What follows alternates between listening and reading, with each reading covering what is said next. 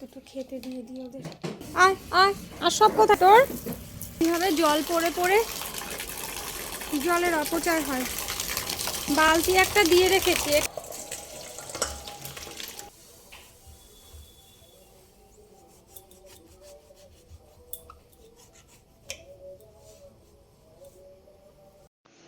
নমস্কার, সুপ্রভাত। সবাই কেমন আছেন? আশা করি সকলেই ভালো আছেন। দিন যাপনের আরও একটি নতুন ভ্লগে আপনাদের সবাইকে স্বাগত।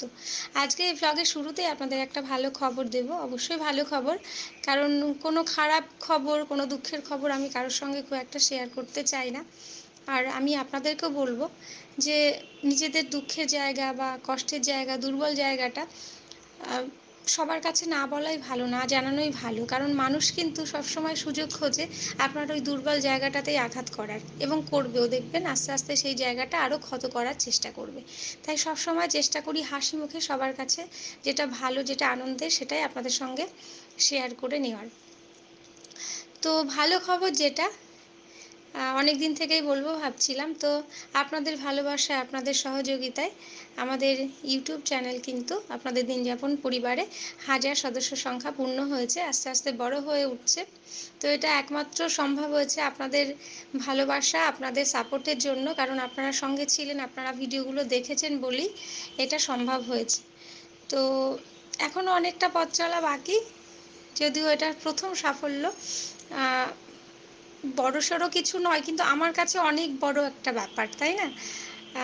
যাদের প্রচুর হাজার হাজার সাবস্ক্রাইবার বা হাজার হাজার সদস্য সংখ্যা, তাদের কাছে আমার মতো সাধারণ এই পরিবারে 1000 সদস্য সংখ্যা হয়তো কিছুই না, কিন্তু আমার কাছে অনেকখানি। তো দীর্ঘদিনের আর কি অপেক্ষার ফল পেলাম। আপনাদের ভালোবাসা, আপনারা পাশে ছিলেন, সেই কারণেই। তো এভাবেই পাশে থাকবেন, আশা করি আমাদের দিনযাপনের পরিবারটাও একদিন সফলতা পাবে, আমার চ্যানেলটিও একদিন সফল হতে পারবে। তো সেই আনন্দে যে বেগুন ভাজা করছি তা নয়, সকালবেলা রান্নাবান্না কিছুটা হয়েছে, আর কর্তামশাই অফিস যাবে, টিফিন রেডি করলাম। আরও বেগুন ভাজাভুজি খুব একটা খেতে চায় না, কিন্তু নিজের মানে বাড়ির গাছে নিজে হাতে লাগিয়েছে আর কি গাছগুলো, তো সার ওষুধ সেরকম কিছু দেওয়া নেই। নিজেই বলেছিল যে গরম গরম ভাজা করে দিও, তো টিফিনেও নিয়ে যাবে, আর খাওয়ার বেড়েছে ওদিকে, টিফিনটাও রেডি করে নিলাম। তো ওই বাড়ির গাছের বলেই খেতে রাজি হয়েছে আর কি। এদিকে দেখুন বাজার চলে এসেছে। সকালবেলা ভেবেছিলাম যে কুমড়ো শাক কাটবো, ভাগ্যিস কাটিনি। ওই বাজারে গেলেই জানি কিছু না কিছু শাক নিয়ে আসবে। আর কয়েক রকমের মাছ মনে হয় একবারে নিয়ে এসেছে। রোজ রোজ এখন বাজার যেতে পারছে না, অফিসে তাড়া থাকে, তাড়াতাড়ি বেরিয়ে যেতে হয়। তো চলুন বাজারটা আগে তুলে নিই, তারপর কথা বলি।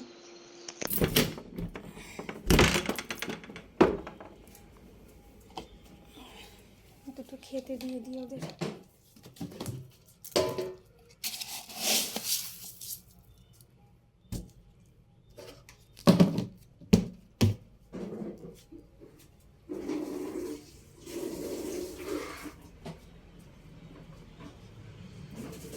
আয় আয় আয় আর সব কথা তোর।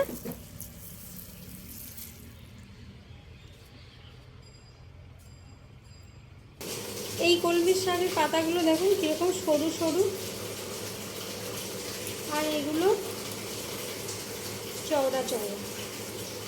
এগুলো সম্ভবত জলের ভেতরে হয়েছে, আর এগুলো মনে হয় ডাঙার দিকে, মানে শুকনো জায়গায় হবে হয়তো, আমার মনে হচ্ছে সেরকম। দুটোই কলমির শাক, কিন্তু দুটোর পাতার ধরন আলাদা।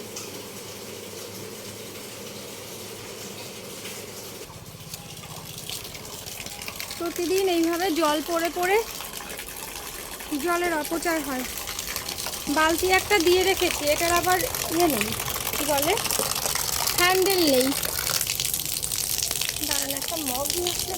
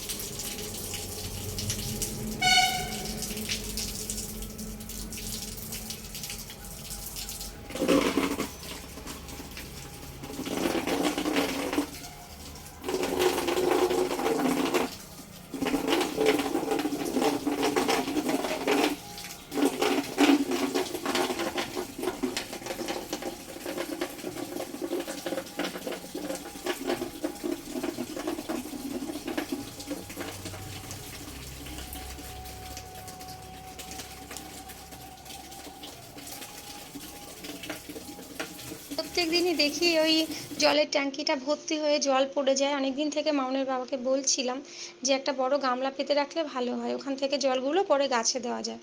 তো আপাতত একটা বালতি পেয়েছি, ওটাই বসিয়ে রেখেছিলাম। তো জলগুলো এইভাবে যতটুকু পারা যায় কাজে লাগানো যাচ্ছে। আর এদিকে এসে রান্না বসিয়ে দিয়েছি, কলমির শাকটাও কেটে নিয়েছিলাম, হয়ে গেছে। আর ওদিকে কাতলা মাছের পাতলা করে আজকে ভাবছি ঝোল করব। কোথায় যেন কীর্তন হচ্ছে, সকাল থেকেই দেখি হরিনাম সংকীর্তন হচ্ছে। 11:45 বাজে, আমার মাছের ঝোলটা হলেই রান্না হয়ে যায়। যে পেঁয়াজের খোসা, মাছের ওয়েস্টেজ আর কি, যেগুলো ফেলে আসি। বাবা, বাইরে তাকানো যাচ্ছে না। মানুষ কিভাবে বাইরে যারা কাজ করে কিভাবে বাইরে বেরোচ্ছে বলুন, কি কষ্টকর। মায়ের দিকেও গাছে একটা বেগুন হয়েছে দেখছি, এটাতে তো জল দেওয়া হয়নি। দেখি বিকেলবেলা জল দিয়ে যাব।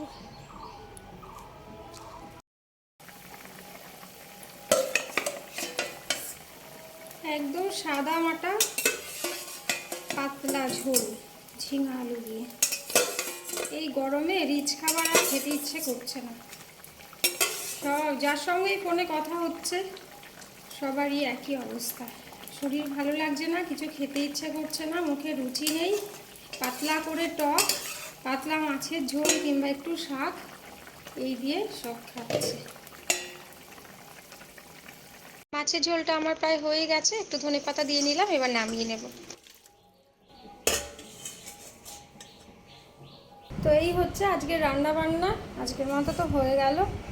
এই যে ঝিঙা দিয়ে, ডাঁটা দিয়ে আর আলু দিয়ে মাছের ঝোল। এই হচ্ছে আমার কলমির শাক, একটুখানি বরবটি বাটা করেছি, শুকিয়ে যাচ্ছিলো তো বরবটিগুলো, কেমন হবে কি জানি বাটাটা। সকালে বেগুন ভাজা করেছিলাম, কপিস আছে। এদিকে আছে ডাল, আম দিয়ে টক ডাল। আর এখানে সকালবেলা একটুখানি আলুর তরকারি করেছিলাম, মেয়েদেরকে টিফিনে দিলাম, ওর বাবাও খেয়ে গেল। আর আমি কি বেড়ে নিয়েছি, এই যে বেগুন ভাজা আর শাক। এত পদে পদে এই গরমে খাওয়া যায় না, শুধুমাত্র ওদের কথা ভেবেই করতে হয়। চলুন দুটো খেয়ে নিই, এগুলো সব ভেতরে রাখি।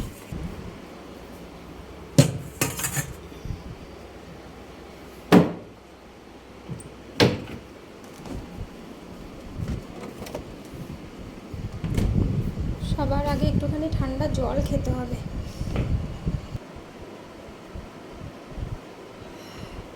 11:30 মতো বাজে, 11:35 হয়েছে। সকালে রান্নাবান্না খাওয়া দাওয়া সব কমপ্লিট।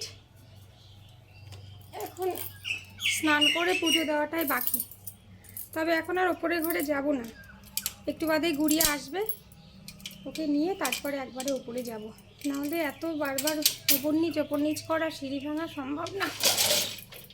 একটুখানি বাইরে কাজ আছে, চলুন সেটা করে আসি। যা রোদ, বেরোতেও ভয় লাগে।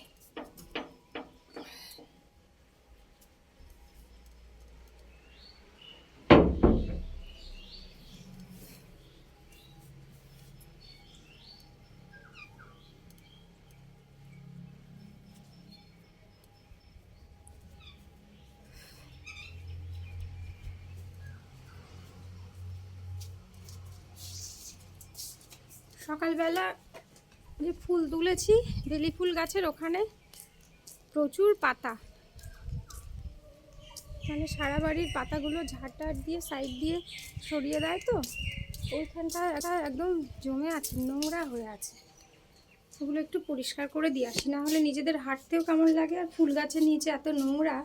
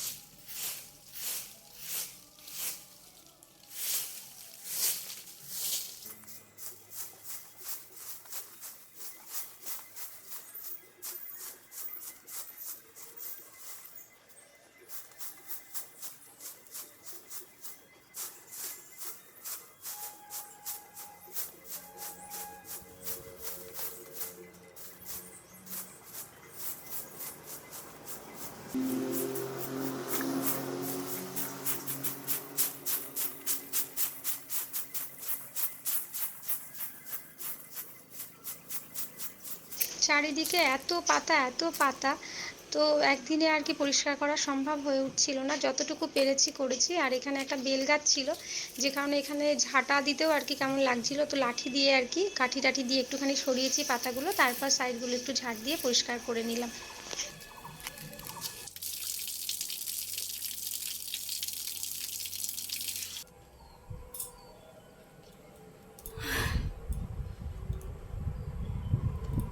যা গরম, এইটুকু ঝাড় দিতে হাঁপিয়ে গেছি। সবে ভাবছি যাব রাস্তায়। হ্যাঁ, কালকে তো 12টার সময় গেছি, তখনও আসিসনি। কালকে কতক্ষণ গিয়ে দাঁড়িয়েছিলাম, ওই জন্য ভাবছি একটু বাদেই যাই। টিফিন খেয়েছো? জল খেয়েছো? এদিকে তাকিয়ে বলো। জল খেয়েছো সবটা? টিফিন ভালো লেগেছে? টিফিন কি কি বলছো বলো?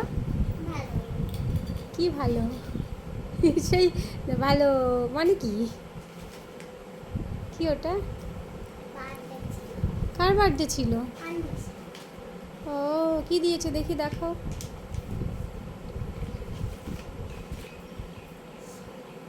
কি ফ্রুটি স্লাইস? তোমাদের ক্লাসের সবাইকে দিয়েছে? তো যার বার্থডে তাকে তো তাহলে কিছু গিফট দিতে হতো না? না, যার বার্থডে সেই সবাইকে দিচ্ছে। হ্যাপি বার্থডে বলেছো ওকে? উইশ করেছো? সবাই বলেছে? সিস্টার বলেছে? চলো, তোমাকে স্নান টান করিয়ে তারপর ঠাকুর ঘরে যাবো পুজো দিতে। তুমি করেছো? না না না, তুমি করে নাও আগে, তারপর আমি যাব। টেবিলটা ভেঙে যাবে তো টেবিলের ওপর বসলে। আমি সবে বাইরে থেকে এসে বসলাম, হাত মুখ ধুয়ে ফেলেছি, ওই জায়গাটা একটু পরিষ্কার করলাম, ফুল গাছ তলায় নোংরা হয়েছিল। ভাবছি এই যাবো যাবো, তার মধ্যে দিকে একটা ছায়া মতো আসছে। হাত মুখ ধুয়ে নাও, চলো। এটা কে? এরা কারা দেখি? সিন্ড্রেলা? সিন্ড্রেলা, অ্যানা, আচ্ছা, এটা স্নোম্যান, এটা এরা। ওরাই?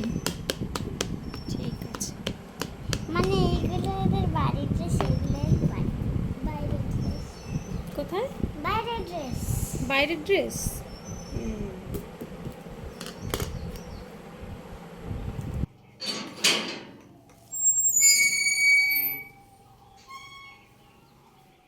দুপুরে স্নান সেরে চলে এসেছি ঠাকুর ঘরে পূজা দিতে। আর একটুখানি চন্দন বেটে নিচ্ছিলাম, ঠাকুরের ফুল বেলপাতা পূজার যেগুলো লাগবে দিয়ে নেব, আর একটুখানি তুলসী পাতাতেও মাখিয়ে নিচ্ছি, ঠাকুরের পায়ে আর কি দিতে হবে। পায়ে নয়, সরি, অনেকে আবার খারাপ ভাববেন পায়ে বললাম বলে, ঠাকুরের চরণে, কিন্তু একই তো ব্যাপার হলো বলুন, ঠাকুরের পায়ে বা চরণে। সাধু ভাষা আর চলিত ভাষা এই যা। তো চলুন পুজোটা দিয়ে নিই। আর আমি অত বিশেষ কিছু নিয়মকানুন তো জানিও না, আর কি বলুন তো, মন থেকে যেটুকু পারি সেইভাবে করি। কারণ বেশি নিয়মকানুনে যেতে গেলে মনে হয় কি যে এই বুঝি ভুল হয়ে গেল, এই বুঝি সব মানা হলো না, তখন শান্তি ভরে আর সেই কাজটা করা যায় না, মনের মধ্যে একটা অশান্তি, একটা ভয় সবসময় কাজ করে। তাই নিজের মতো করে মন থেকে যেটুকু পারি সেইভাবে করার চেষ্টা করি। চলুন পুজোটা দিয়ে নিই, তারপরে আপনাদের সঙ্গে কথা বলি। সাদা শাড়িটা ধুতি স্টাইল করে পরতে, আর তারপর বললো তার আগে আমি আরেকবার মানে দেখে নিই, তারপরে পরে জানাবে, তাহলে আগে জানা। সাদাটা রেডি করে রাখতে, যদি ওটা ট্রেনগুলো ভালো করে ভিজিয়ে দিই, টপগুলোতেও দিবি, হ্যাঁ।